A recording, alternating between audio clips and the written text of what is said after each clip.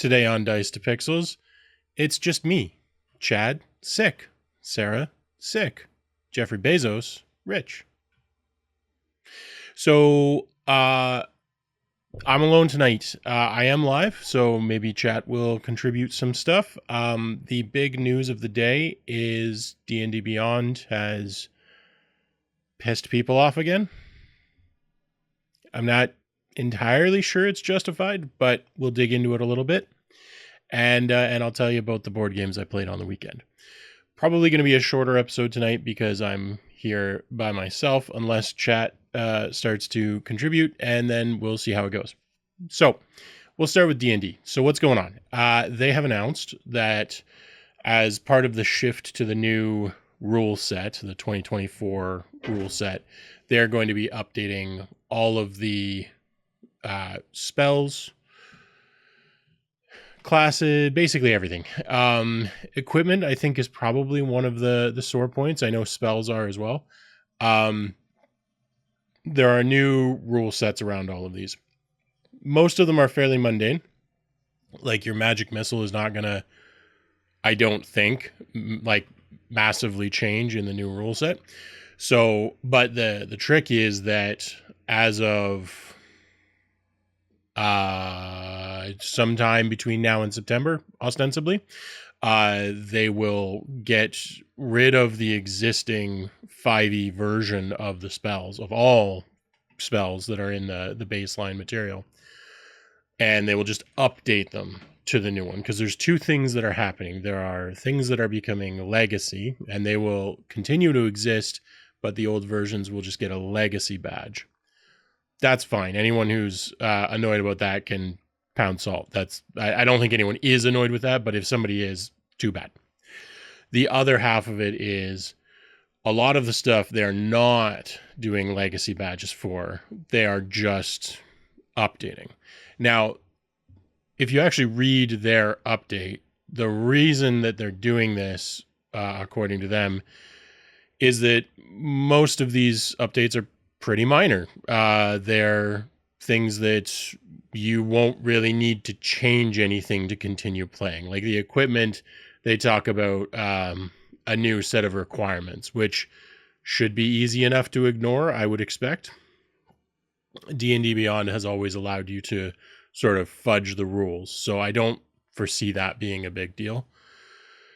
For spells, my guess would be that it will be similar for spells. They'll be different, but not like completely different. A couple of them might have different die rolls or different impacts. Most people can just ignore that. They did say if you really hate it, you can create your own homebrew version of the spell. Now, I do believe that requires you to be subscribed and have a like one of the tiered subscriptions to it. So that's doing people a little bit dirty. There's reasons to be upset about it, but on the whole, I feel like people are blowing this a little out of proportion, especially since we haven't really seen the changes yet. They've said they're doing this, and it's happening. Like it is ongoing, but most of the changes don't seem that sweeping. All of the classes and the really meaty stuff, they're doing legacy versions of. So you'll just still be able to use those. They're also not messing with the text of your existing books. So your existing player handbook will still read just like it did, a month ago. So you can always go back and like pull those spells out and use the original version, even if you have to like copy and paste it into a homebrew. Now the one thing that is annoying is with equipment, anything they change, homebrew doesn't support like what they call mundane equipment. So like a chainmail, you can't make a homebrew version of that. You can make a magical homebrew, but you can't make a mundane version. At the same time, I'd be surprised if there's any like real game breaking changes on that front. So again, I feel like this is kind of a non-issue, but people are pissed. I think mostly because people hate change. In fairness, for people who have a bunch of characters that they've curated over the years and have a bunch of extra stuff, I can see it being annoying. They'll have to go through and update stuff. Some of it might break because of the sort of update path that they're taking, where they're just updating some stuff. They're not making legacy versions. But I feel like this is a case-by-case basis. I feel like most people will probably not feel that much of a sting to this. I also feel like Wizards has burned a lot of their goodwill with the community, perhaps all of it, over the last couple of years. So it's hardly surprising that people are, up in arms about this. But when looked at from a rational perspective, when I read the blog post, I read it in detail, the changelog. It really sounds like they're once again communicating very poorly. It really sounds like they're basically saying you'll still be able to use your existing stuff. Some of it will be upgraded, but the stuff that's upgraded won't really impact your gameplay. You'll still just be able to use it. And if that's true, then this is really just a nothing issue. This is just not a problem. That might be a lie, or that might not be what they're actually saying, but that's what it sounds like they're saying. So I think this is less of an issue than people are making it out to be, similar to some of the other Wizard stuff that's happened in recent memory. But it'll be very interesting to see. I certainly have D&D Beyond stuff that I'll be keeping an eye on, see if I have to change things. I don't think this is any crappier than them releasing another set of rules. Sarah's on chat and just said, no, it's the end of D&D. Obviously, it's the end of D&D. Everything is the end of D&D. We've ended D&D, 4, 5 times this year? Or this decade, I should say. So yeah, it feels like they're doing their job in terms of the stuff that's important, i.e. classes, subclasses, races, etc. Those are staying. They're not touching those. They're just adding a legacy tag. Those are the big ones. Like, that's a pain to create. Creating a spell, like if Magic Missile changes to a D6 instead of a D4, you can just A, ignore it. Like, it's not that hard to just ignore that, or B, make your own version of it. Like I say, there might be characters for whom this is a real pain in the ass, but I kind of doubt it. I think this is a pretty unsubstantial news story, but hey, people are angry about it, so I'm talking about it, because last couple of times that Wizards has done stuff that people got pissed off about, we got a whole bunch of views out of it. So let's see if that happens again. But I personally could not care much less than I do about this change. I don't think it will make that much of a difference to me. That said, maybe next week I'll be ranting and raving about how much of a pain it was to update some of the stuff that I have in D&D Beyond. We'll see. I have not gone in and made those changes yet, so maybe I'll completely backtrack on that. I have my doubts, though. I think within 2 weeks, people will stop talking about it. And then people will be angry because they have to buy new books, which is honestly really the problem here, is that they're like, the new D&D rules are basically 5e, but they're charging everybody the same price for a new book. It's kind of shitty. That's the part I think is shitty. Anyways, we'll see what happens. On the rest of the gaming front, I haven't seen any news that I thought was especially interesting this week. I'm sure there is stuff. Obviously, the Gamescom indie show was going on. I saw a whole bunch of stuff on Twitter. I didn't see anything that made me like super interested. I didn't wish list anything from it. I'm sure that will change. Like, I still haven't gone through everything. There's probably some interesting stuff there. I'll be interested to see what Chad and Sarah found, if anything piqued their curiosity. But I didn't see anything that looked groundbreaking to me. There's good games. Don't get me wrong. I saw a bunch of stuff that was like, oh, that looks kind of cool. But nothing that I was, buy it now sort of thing. The Civ 7 trailer came out. That made me consider buying Civ 7 and throwing away a few years of my life. I'm not sure I'm completely over that feeling yet. I might lose a decade to Civ 7 still.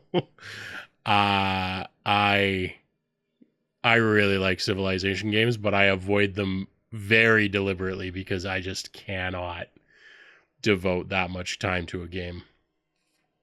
But this one might win. We'll see. Every Civ game just seems to get a little bit better.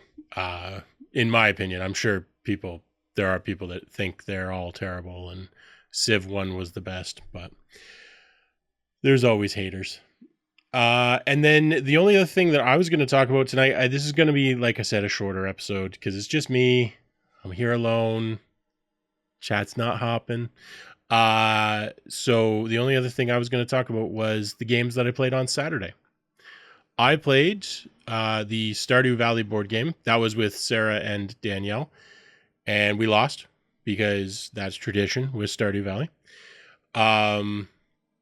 There's a real problem in that game. There's a couple of mechanics in Stardew Valley that the board game, not the video game, that don't work. The museum is broken with more than 2 players. I think it works okay if you're playing with 2 players. The way that it works for anyone who hasn't played the board game is you have to collect artifacts and gems and then you donate them to the museum. Now, in and of itself, that sounds perfectly reasonable, but the museum has slots that are lettered. They might as well be numbered, but they're lettered. And they're A through G, so there's 8 slots. And the gems and artifacts are also lettered. And you can't, if you get 2 A's, you can't donate both of those to the museum. You have to get an A and a B and a C. Not that big a deal when you're playing with a couple of players because you like the number that you have to donate to the museum is like 2 times the number of players. So if you're playing with 2 players, you have to donate 4. That's not too bad because the collisions don't happen that often. But once you get to 3, and especially with 4 players, getting that last artifact that you need becomes atrociously difficult. In the 4-player game that I played many months back, I think to fill 8 slots, I think we eventually had to draw like 16 artifacts, something like that. In the 3-player game, it wasn't much better. I think to fill 6 slots, we had to draw 11, which is crazy because they're not easy to get. You have to get them through the mine. It's like multiple random number generators in a row to get them. Very, very difficult. So there's a real balance problem in that game. And I haven't figured out a house rule to fix it yet. I'm sure there is one, but just pulling out duplicates doesn't work because the letters aren't the same between artifacts. Like, it's not like there are multiple ones that have an A on one side and a C on the other, so you could just like get rid of one of them. So, yeah, Stardew board game, very difficult, very good. I enjoyed it both times that I played it, but there's some broken mechanics. Like, honestly, if you're playing your first game, if you pick it up and play your first game and you get the museum like goal, just toss it and draw a new one because you won't complete it. It's bullshit. But if you want a challenge, that works. The other game that I played this weekend, it was actually both on Saturday. I did like a huge marathon, 2 different places on Saturday. The other one that we played was Dune Imperium Uprising, which is the new one. So Dune Imperium was from the first movie. It was like themed after the first movie. This is after the second movie. Very, very similar and backwards compatible with Dune Imperium. But it's got a few new things thematically. It's interesting. Really liked it. Very, very good game. I would recommend it. I cannot wait to play it again. I think it took us about 3 hours with the 4 people that were playing. I feel like that's about right. It was the first time any of us had played it, to be fair. But I don't think we were slow. Like, we're a pretty decisive group. I won, but I ended up inadvertently cheating. So I think that was a hollow victory. I think I might have still won without the cheating. It was not intentional, but that was a hollow victory. Really want to play it again. I'm thinking about maybe even grabbing a copy. We were playing Stardew Valley. Yeah, Stardew Valley was took us about 4 hours, I think, for that game. And I think it was similar when we were playing the 4-player game. Stardew Valley is a long game. It's not quick. You can make it longer, you can make it shorter. Making it longer isn't a great idea because the goals get too easy, but making it shorter is also not a great idea because then you definitely won't complete the goals. So it's kind of a sweet spot. It's a very good game, but it is a lengthy one for sure. DI was lengthy, but not terrible. It was probably similar to a game of like Agricola or something. For the logistics of the game, DI is basically like a deck builder and a worker placement in one. So you're building your little deck, and then you have your agents, and each of the cards has placement locations that you have to place, that you can then place your agent on one of those matching spots and do the effect. And then there's like a combat system that sort of wraps up the turn. And it's cool. You can bring sandworms into combat. You can get additional agent. Well, one additional agent. There are like spy mechanisms. It's very cool. Very in depth. Strategy wise, it's probably one of the harder board games, or one of the more open ended board games I've played in recent memory. And yeah, I will be very much looking forward to the next game of it because it was crazy fun. We almost played it again, even though we were wrapping up at like 11:30 and it would have gone till like 2 probably at least. We almost played a second game. It's that good. Yeah, so those were the games that I played on the weekend. Those are my thoughts on the latest Wizards drama. I really don't think this one's going to be any bigger a deal than the last couple. But who knows? Maybe D&D is really dead this time. If it is, it had a good run. It's not. It'll be here. I also, if I'm grumpy about anything with Wizards, it's that they haven't given us any more detail, that I've seen at least, about the tabletop, whatever they're calling it. They're like 3D tabletop game version of D&D. I don't know, Sarah, you're on chat. Do you happen to remember what they're calling it? It's it's a virtual tabletop, but they have a name for it. It's for 1D&D, and it looked really cool, and I'm actually kind of excited to play around with it, but I've not seen anything about it, and that's kind of annoying because I hope it's not just dying quietly in a back corner somewhere. But we'll find out. They'll release it eventually, or they won't, and it'll be cool, or it won't. Those are the options. With that, I'm probably going to wrap it up. I know, again, today was a short episode because I can only talk at the camera for so long. And honestly, because I'm kind of dehydrated. Think they were calling it virtual tabletop. See, yeah, I feel like that's right, but I thought they had some catchy name for it. Anyways, everybody knows what I'm talking about. Or if you don't, you can find it easily enough. I might go live for a little bit this weekend. We'll see how things pan out. I'll probably be looking into the D&D Beyond stuff a little bit more. And if it turns out to be a clusterfuck, I'll hop on live because, I mean, hey, views are good.